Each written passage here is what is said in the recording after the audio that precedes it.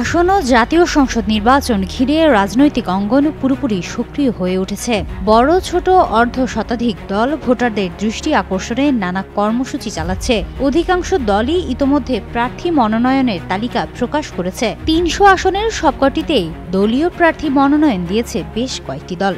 আংশিক প্রার্থী ঘোষণা করেছে আরও কয়েকটি দল। এছাড়া নির্বাচনে স্বতন্ত্র প্রার্থী হতে আগ্রহীরাও নিজ নিজ সংসদীয় এলাকায় গণসংযোগ শুরু করেছে। নির্বাচনের প্রাথমিক ধাপে দলগুলোর মধ্যে নারী প্রার্থী মনোনয়নে বৈষম্য অন্যতম আলোচিত বিষয় হিসেবে সামনে এসেছে। বিশেষ করে জামায়াতে ইসলামী নেতৃত্বাধীন সমমনা ৮ দলীয় জোটে এখন পর্যন্ত একজন নারী প্রার্থীর নামও ঘোষিত হয়নি।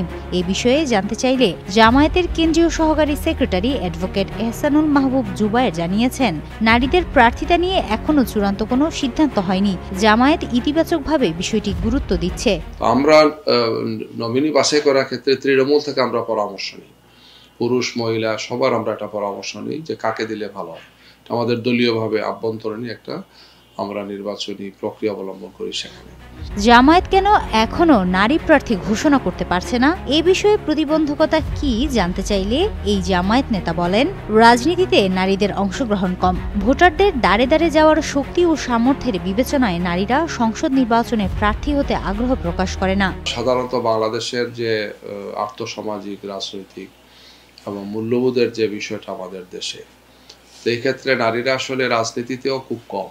যদ্দূর আসেন তার মধ্যে আবার নির্বাচনে অনেকে অংশগ্রহণ করতে চান না। একটা আসন ইলেকশন করা ৫-৭ লাখ লোকের কাছে যাওয়া, দৌড়াদৌড়ি ছোটাছুটি করা অনেক বড় চ্যালেঞ্জ, রিস্কের বিষয় থাকে।